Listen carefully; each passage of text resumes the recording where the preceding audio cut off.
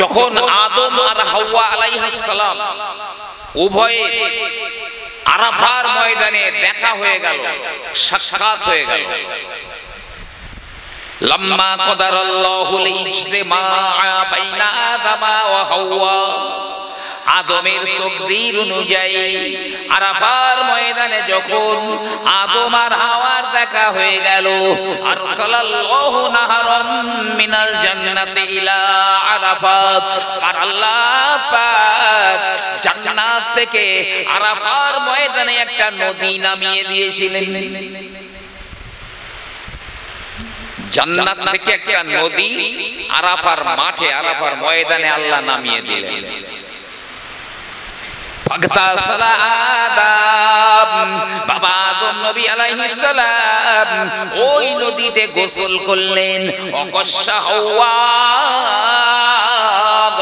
আর আম্মা জান হাওয়ার সঙ্গে তিনি আলিঙ্গন করলেন। ফান্তাকালাতিল আনওয়ারু ইলাইহা, এমনি করে তখন ওই নূরগুলো, আমার নবী পাকের নূর, আবু বকর ওমর ওসমান আলীর নূরগুলো আদম থেকে আম্মা জান হাওয়া আলাইহিস সালামের গর্ভে চলে যায়। যে এই নূর বংশ পরম্পরায় আদম থেকে আব্দুল্লাহ, আম্মা জান হাওয়া থেকে মা আমিনার গর্ভে চলে এলো। এই যাদের ভিতর দিয়ে এই নূর এসেছে, তাদের মধ্যে কোনো একজনাও কাফের ছিল না এবং কেউ ব্যভিচারী ছিল না, কেউ ব্যভিচারী ছিল না। পবিত্র মানুষদের ভিতর থেকে বংশ পরম্পরায় নূর চলে এসেছে আব্দুল্লাহর কপালে, পেশানিতে। আর এই নূর আব্দুল্লাহর কপালে যে আছে, এটা সমস্ত গণক গণিকারা এরা সবাই চিনতে পেরেছিল। আর এই নূর যাতে জগতে না আসে, এজন্য ইহুদি এবং খ্রিস্টানরা আব্দুল্লাহকে হত্যা করবার জন্য মক্কার জমিনে তারা আসতো। যদি আব্দুল্লাহকে খুন করে দেওয়া যায়, তাহলে এই নূর আর দুনিয়াতে আসবে না, ইসলাম ধর্ম প্রচার হবে না। তবে নবীর আগমনে খুশি কারা? হুর গিলেমান, ফেরেশতারা, ঈমানদারেরা। নবীর আগমনে খুশি নয় কারা? ইবলিস, শয়তান আর বেঈমান বেদিন কাফেররা। এটা নবীর জন্মদিনের খুশির মিলাদ। এখানে পতঙ্গরা, নবীর আশিকরা ঝাঁপিয়ে পড়বে, ইবলিসের আশিকরা এখানে আসবে না।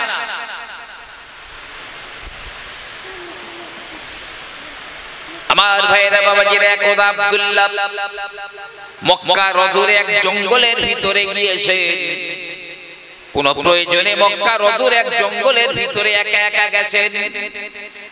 আব্দুল ওয়াহাব জোহরি তিনি বলেন, আমি ওই জঙ্গলের ভিতরে ছিলাম, এমন সময় দেখি ওই যে ছেলেটা, তার কপালে যেন একটা নূর চমক দেয়। কিছু মানুষেরা ওই ছেলেটাকে ঘিরে ফেলেছে।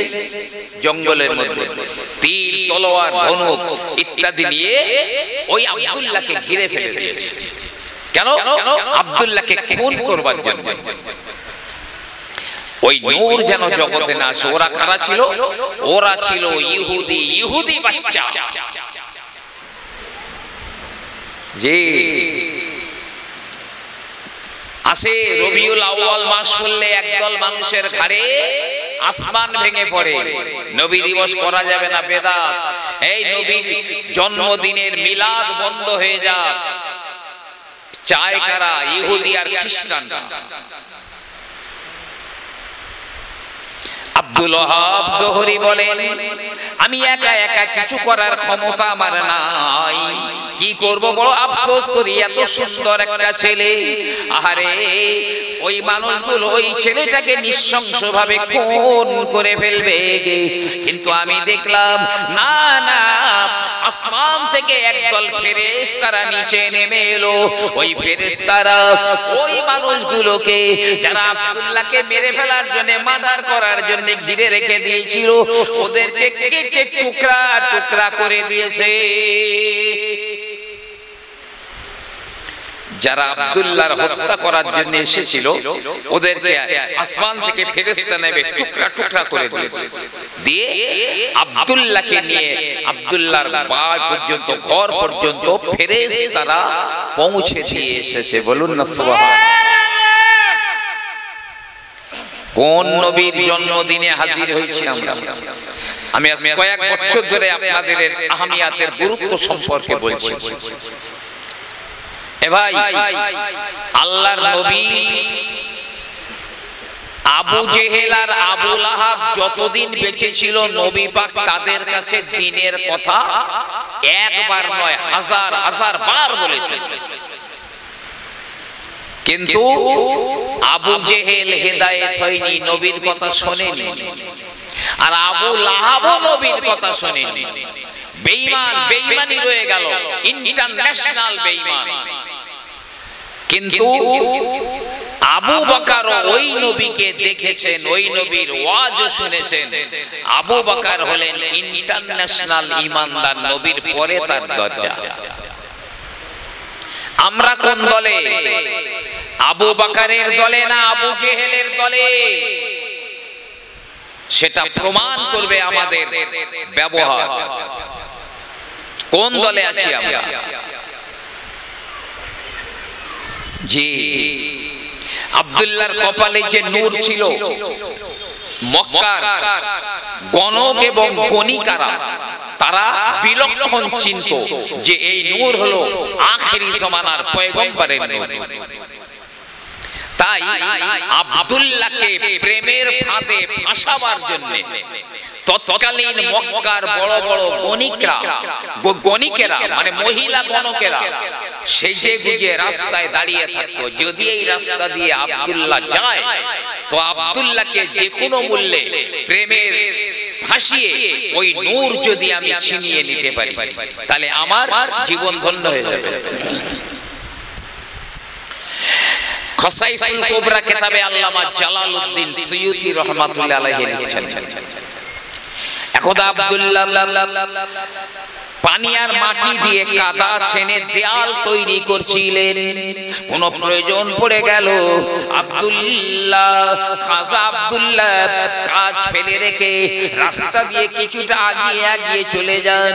তিনি দেখেন রাস্তার ধারে একজনা মহিলা দাঁড়িয়ে রয়েছে। ও হলো, কেউ বলেছে তার নাম হলো আদিয়া আদাবিয়া, কেউ বলেছে তার নাম হলো ফাতেমা, কেউ বলেছে তার নাম হলো নৌফেলের কন্যা, তার নাম হলো কাতিলা। ওই কাতিলা বলি, আদিয়া আদাবিয়া বলি আর ফাতেমা বলি, যাই বলি না কেন, ওই মহিলাটা সেজে গুজে রাস্তায় দাঁড়িয়ে রয়েছে। আব্দুল্লাহর সারা গায়ে তো কাদা মাখা, কারণ তিনি কাদা মেখে দেয়াল তৈরি করছিলেন। ও ভাইরা, ওই মেয়েটা বলে, হে আব্দুল্লাহ, তুমি একটুখানি দাঁড়িয়ে যাও, একটুখানি দাঁড়িয়ে যাও, আমি তোমাকে দুটো প্রস্তাব দেব। যদি আমার একটা প্রস্তাব মেনে নিতে পারো আমি তোমাকে 100 উট আমি তোমাকে দেব। তোমার পিতা তোমার কোরবানির জন্য যে 100 উট কোরবানি করেছে সেই 100 উট আমি দিয়ে দেব তোমাকে। মানবে? কি প্রস্তাব?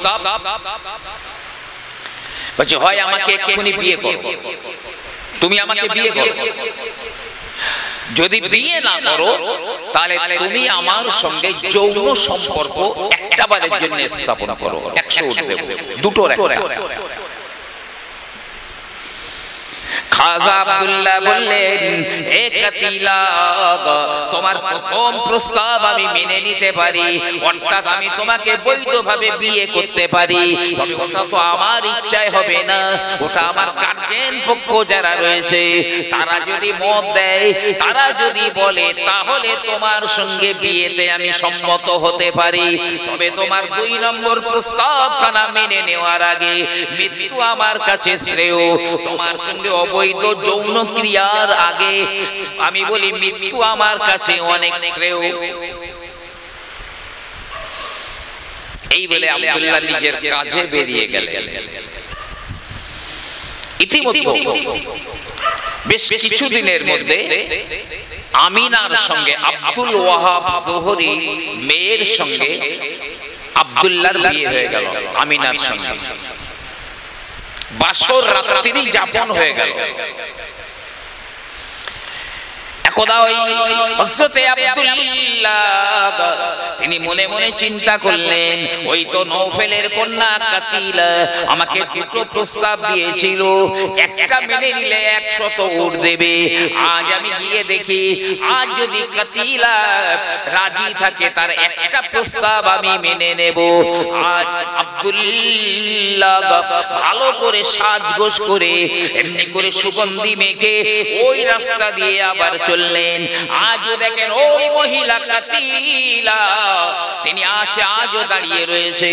আব্দুল্লাহ দেখছে ওই কাতিলা আজ একবারের জন্যও আব্দুল্লাহর দিকে তাকাচ্ছে না, কোনো ভ্রুক্ষেপ নেই। আব্দুল্লাহ নিজে নিজে বললেন, এই কাতিলা তুমি না সেদিন আমাকে দুটো প্রস্তাব দিয়েছিলে 100 উটের বিনিময়ে, এই তুমি কি সেই আব্দুল্লাহ? যে হ্যাঁ আমি সেই আব্দুল মুতালিবের ছেলে আব্দুল্লাহ। তা আজ কি তুমি তোমার সেই প্রস্তাবে রাজি আছো? রাজি থাকলে আমি একটা প্রস্তাব মেনে নেব।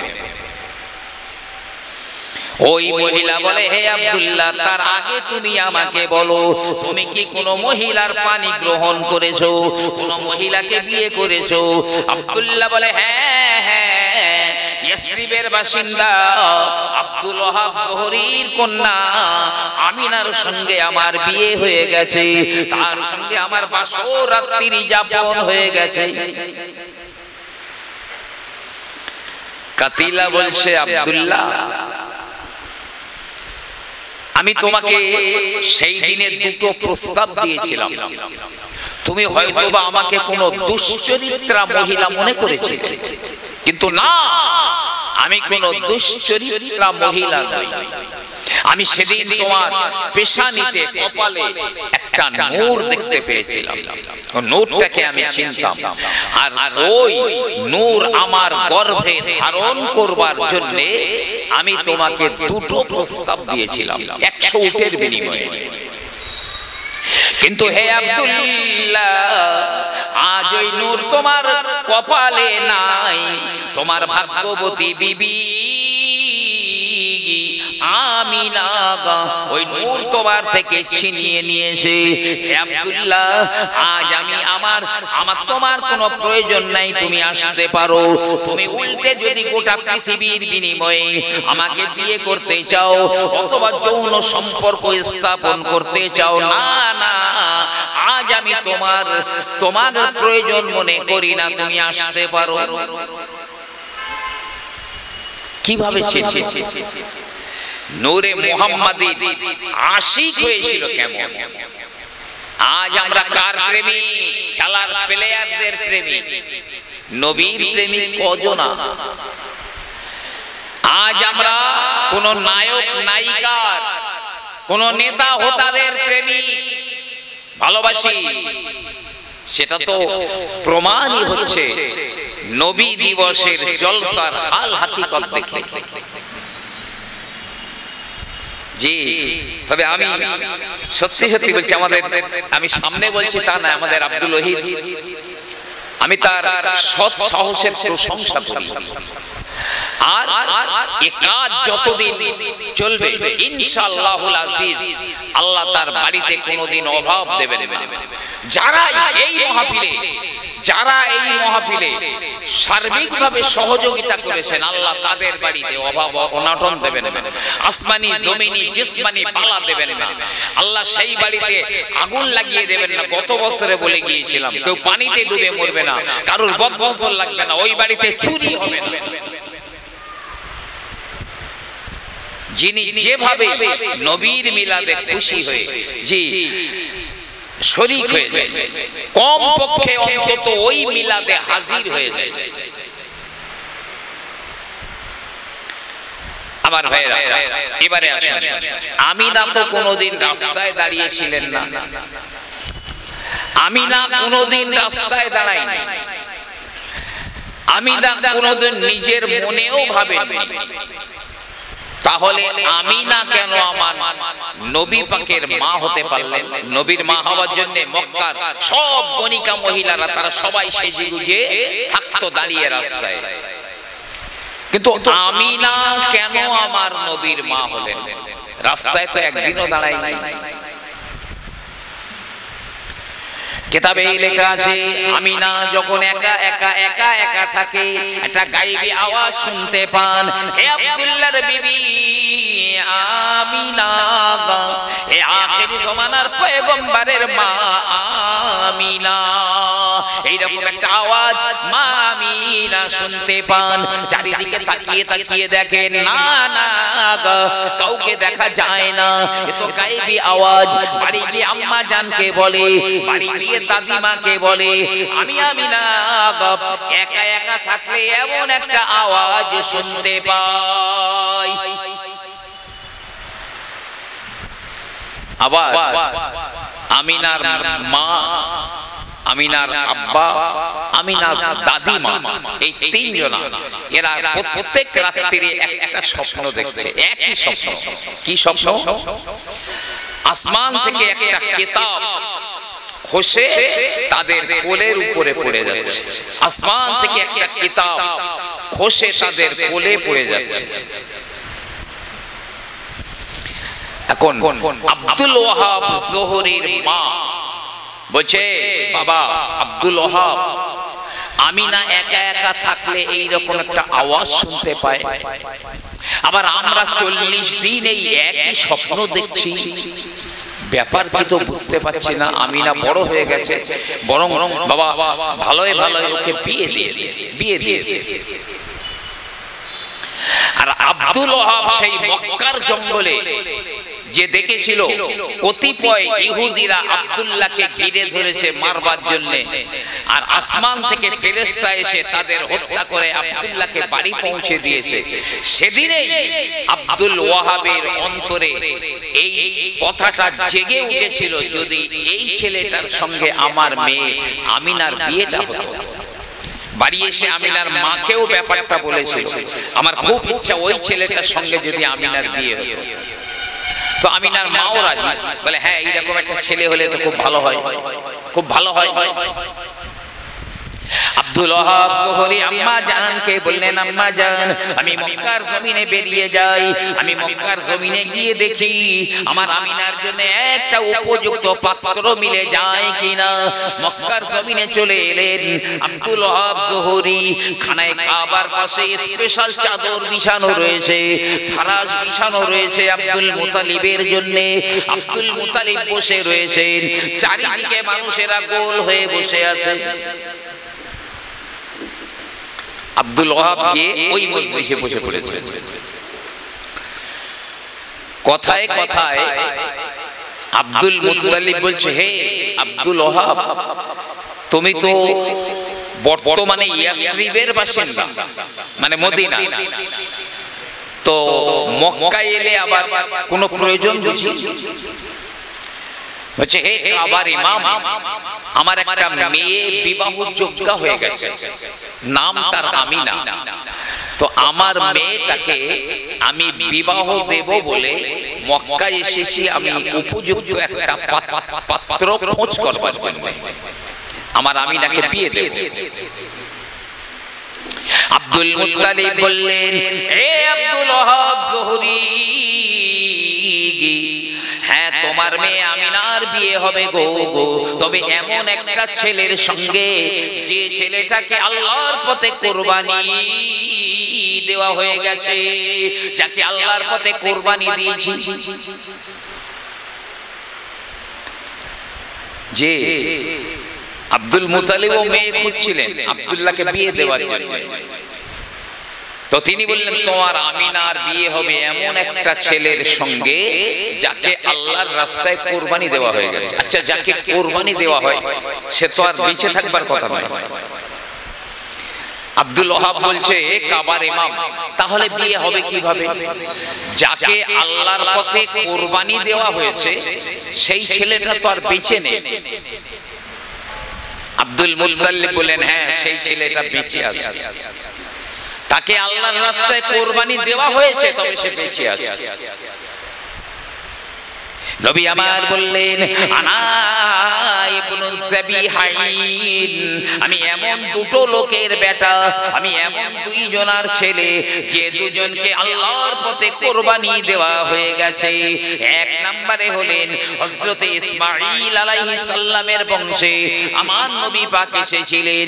খানায়ে কাবা পুনর্নির্মাণ করার পরে ইব্রাহিম নবী আলাইহিস সালাম আল্লাহর কাছে দোয়া চেয়েছিলেন, রব্বানা ওয়াবাস ফীহিম রাসূলাম মিনাল্লাহি ইয়াতলু আলাইহিম আয়াতিকা ওয়া ইউআল্লিমুহুমুল কিতাবাল হিকমাতা ওয়া ইউযাক্কিহিম। আল্লাহ পাক এই ইসমাঈলের বংশে তুমি এমন একজন নবী পাঠাও যিনি মানুষকে কোরআন কিতাব শিক্ষা দেবেন, হিকমত শিক্ষা দেবেন, এমনি করে মানুষকে পবিত্র করবেন। আল্লাহ আমার নবী পাক বলেন আনা দাওয়াতু ইব্রাহিম, আমি নবী মুহাম্মদুর রাসূলুল্লাহ হলাম ইব্রাহিম নবীর দোয়ার ফসল, অর্থাৎ আমার নবী ইসমাঈল আলাইহিস সালামের বংশে এসেছিলেন। আর ইসমাঈল আলাইহিস সালামকে কি বলা হয়? জবিহুল্লাহ। জবিহুল্লাহ, জবিহুল্লাহ মানে যাকে আল্লাহর রাস্তায় জবাই করা হয়ে গেছে তার নাম হলো জবিহুল্লাহ। তো ইব্রাহিম আলাইহিস সালাম ইসমাঈলকে কুরবানি করতে গিয়েছিলেন, কুরবানি করতে হয়নি জি। তো ইসমাঈলকে জবিহুল্লাহ বলা হয়, তারপরেও তিনি বেঁচে ছিলেন। এক নম্বর। দুই নম্বর, আমার নবীর পিতা আব্দুল্লাহকেও জবিহুল্লাহ বলা হয়। নবী পাকের আব্বা জান হযরতে আব্দুল্লাহকেও জবিহুল্লাহ বলা হয়। কিভাবে জবিহুল্লাহ হলেন তিনি?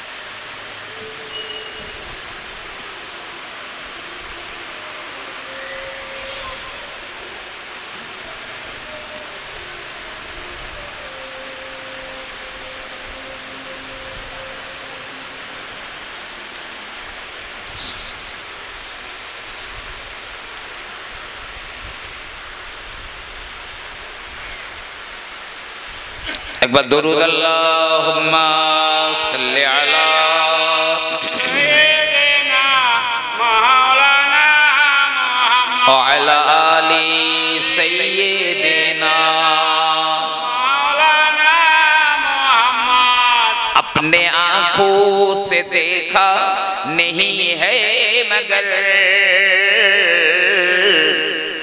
अपने आंखों से देखा नहीं है मगर, उनकी तस्वीर सीने में मौजूद है, जिनकी खुशबू से महका है सारी जहां, ओ खुशबू मदीने में मौजूद है। अल्लाहुम्मा सल्ली अला सय्यिदना मौलाना मुहम्मद व अला आलि सय्यिदना। मौलाना मुहम्मद। যে আমার এতিম নবীকে একটু ভালোবাসো।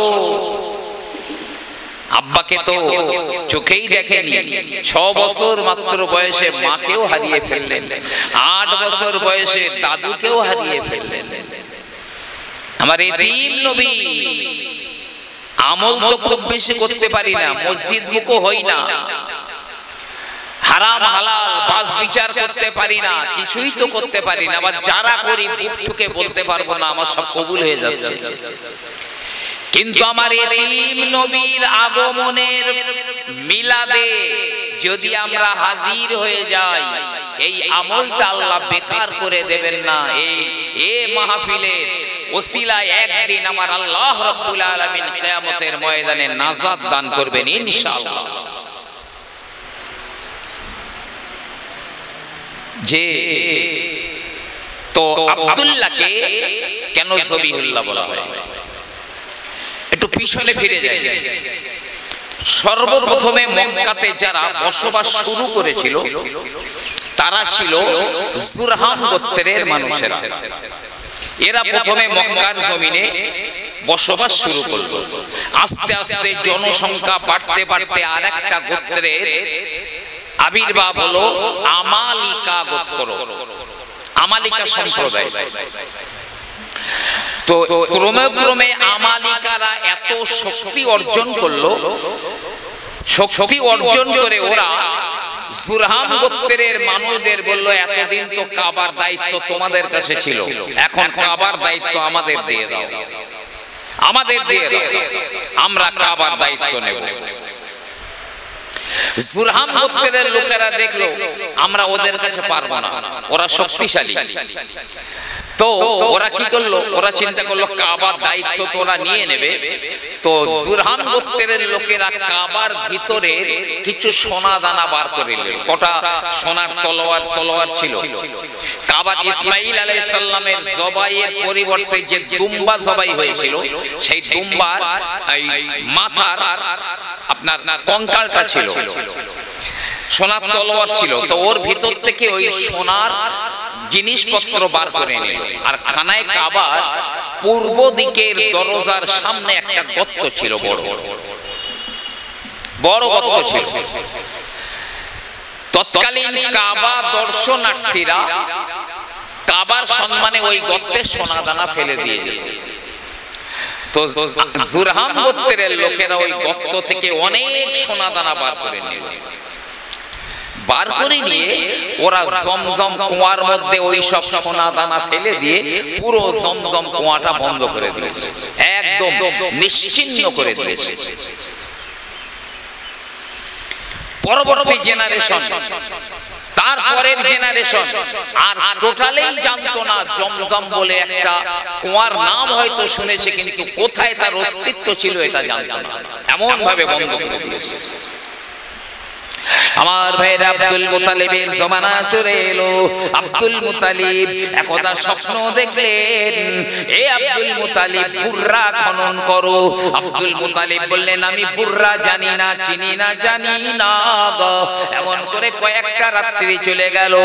অবশেষে রাত্রের বেলায় আব্দুল মুতালিবকে বলা হলো, ও আব্দুল মুতালিব, তুমি জমজম কুয়াটা খুঁড়ে বার করো, জমজম খোঁড়ো।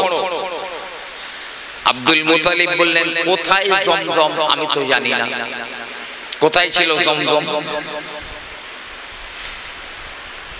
খসাইসুল কুবরায় আল্লামা জালালউদ্দিন সুয়ুতী রাহমাতুল্লাহ আলাইহি দুটো রিওয়ায়াত করেছেন, দুটো রিওয়ায়াত বর্ণনা করেছেন।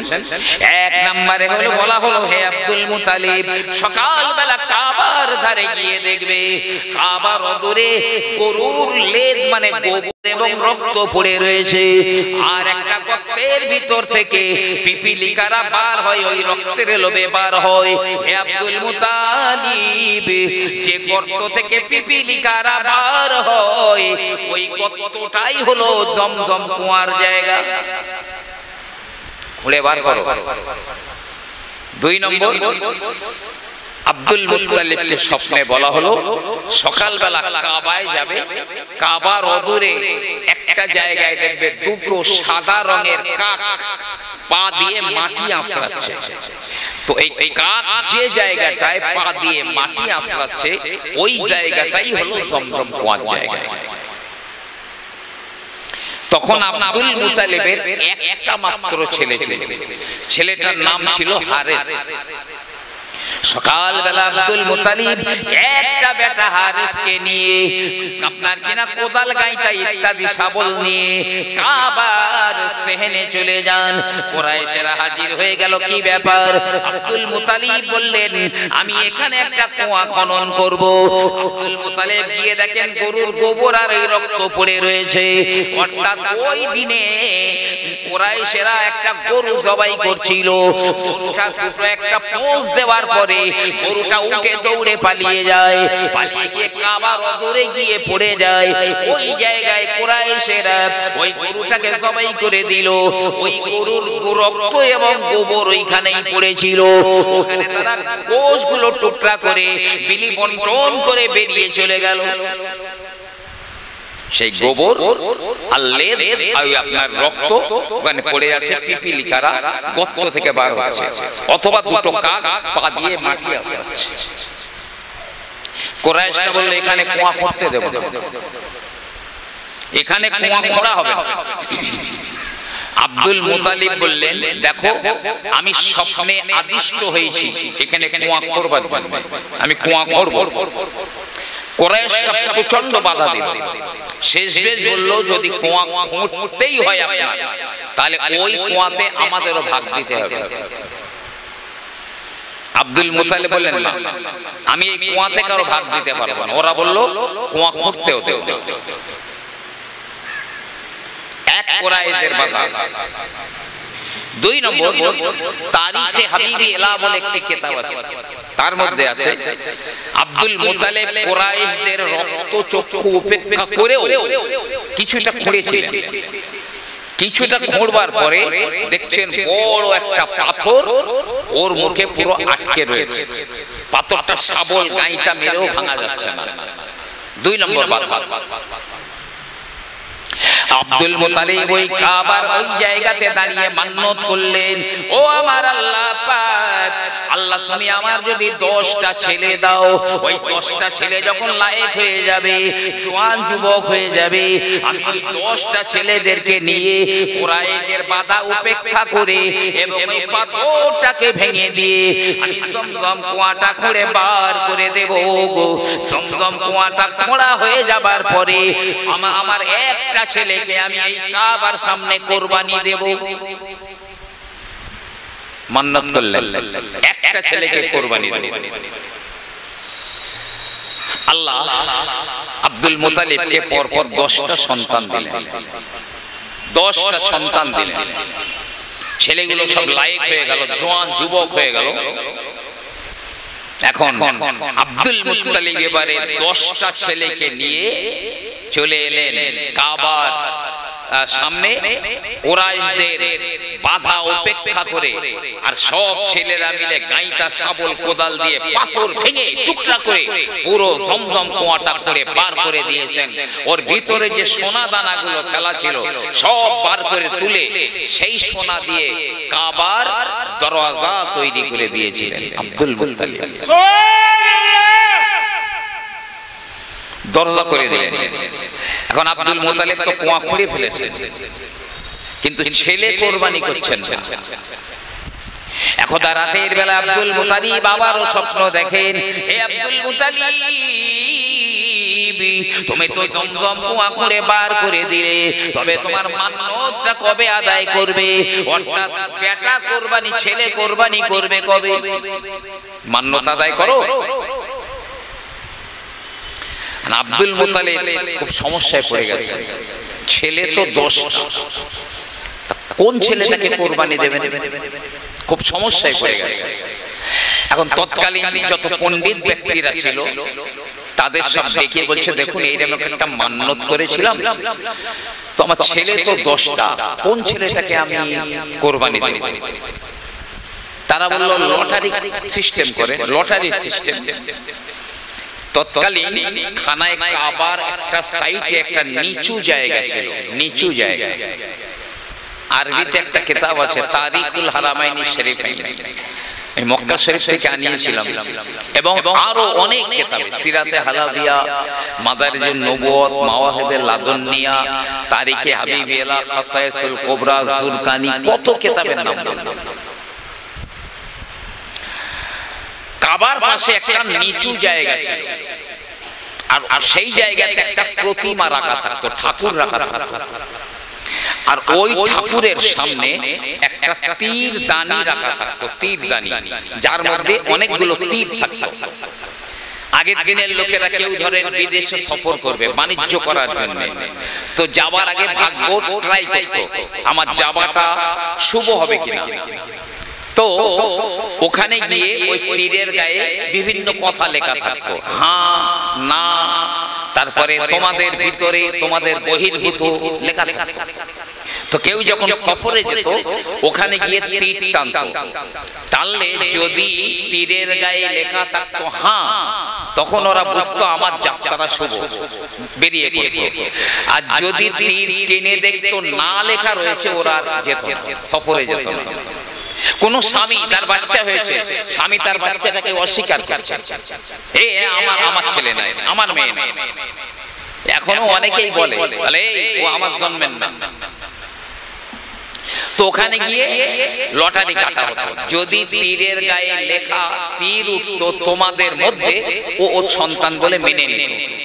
আর যদি লেখা উঠতো তোমাদের বহির্ভূত, তাহলে ও হারগিজ ওর কেটে টুকরো করলেও নিজের সন্তান বলে মেনে নিত না। তো মক্কার বুদ্ধিজীবীরা বলল 10টা ছেলে, 10টা তীরের গায়ে 10টা ছেলের নাম লেখো, আলাদা আলাদা রেখে ওই তীর দানির মধ্যে রাখো। এবারে একটা তীর টানারও আলাদা লোক ছিল, আলাদা একটা লোক ছিল, সেই টানবে তীর। তো তীর টেনে দেখো যে ছেলের নাম উঠবে সেই ছেলেকে কোরবানি দেবে। আব্দুল মুত্তালিব 100 উট সঙ্গে করে নিলেন, সঙ্গে করে 100 উট নিলেন, উট নিয়ে বেরিয়ে পড়েছেন। আর মনে মনে মনে মনে বলে, আল্লাহ যে ছেলের নাম উঠে উঠুক আমার কোনো আপত্তি নাই, তবে আল্লাহ পাক আমার আব্দুল্লাহর নামটা যেন না ওঠে।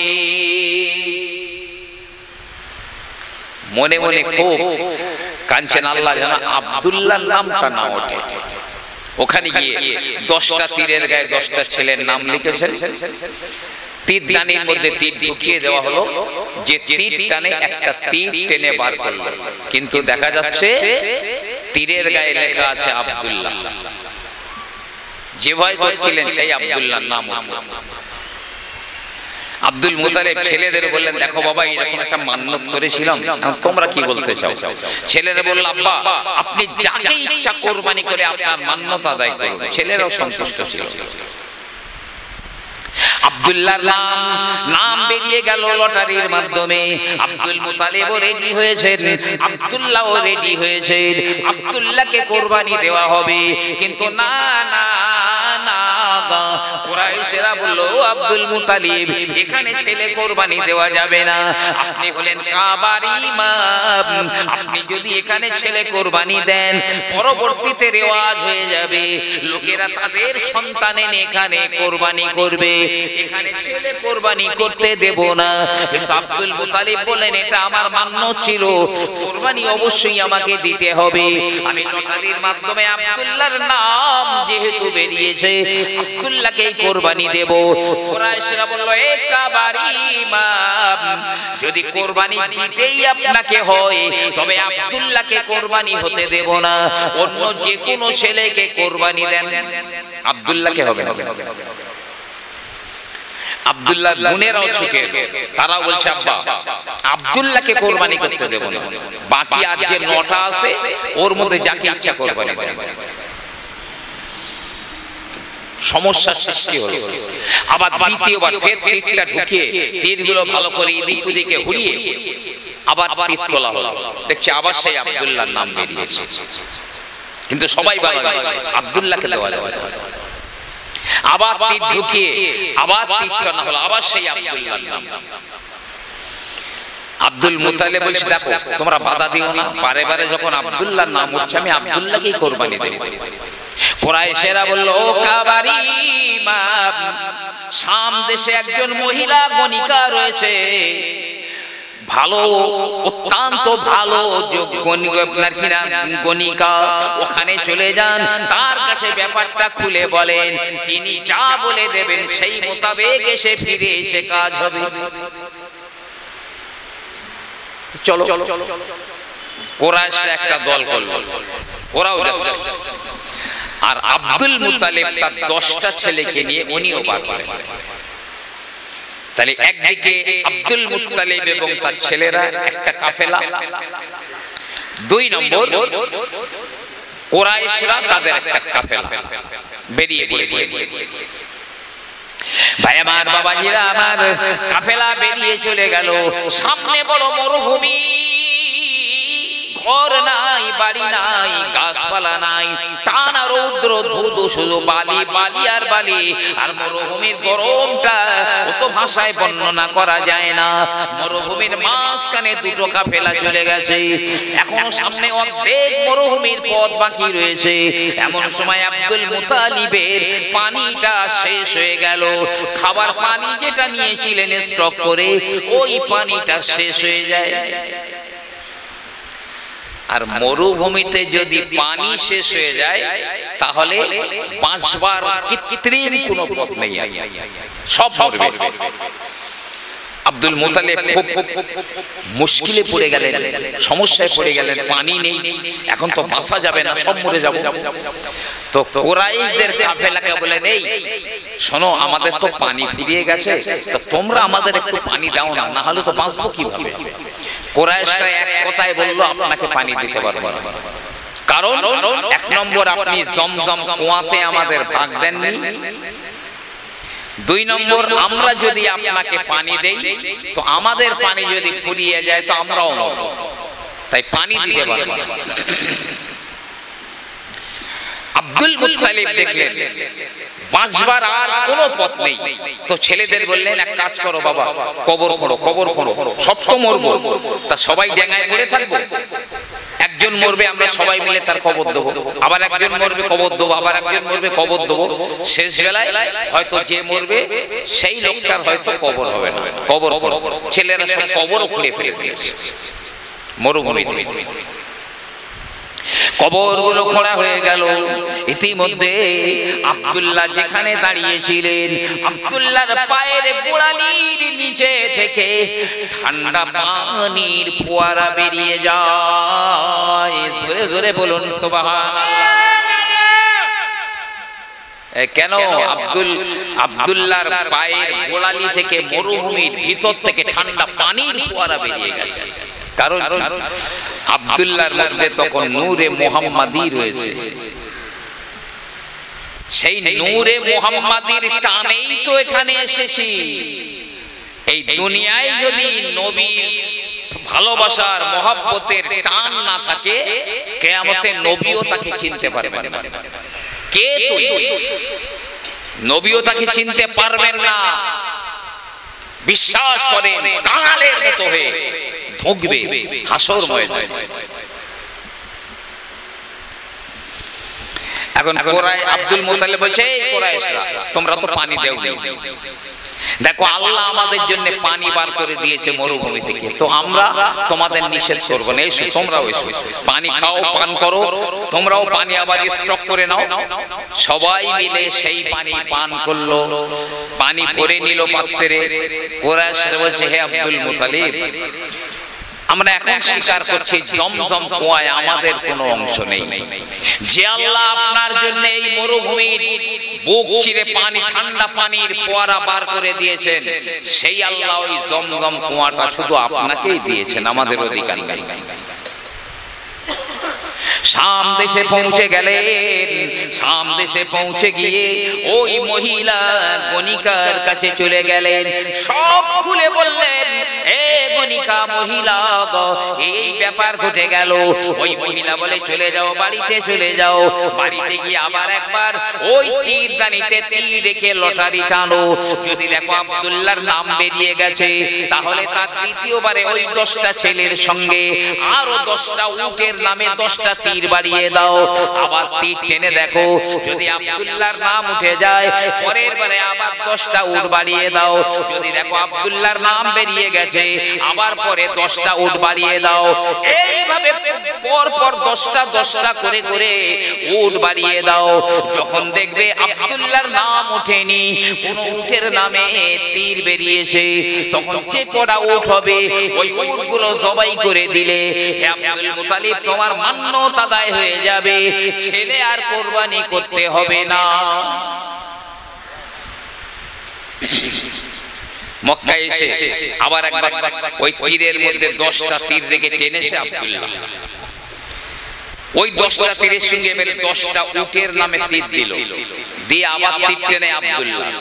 পরের বারে আবার 10টা বাড়ানো হলো, 20টা উট 10টা ছেলে, সেই আব্দুল্লাহ। 30টা উট 10টা ছেলে, সেই আব্দুল্লাহ।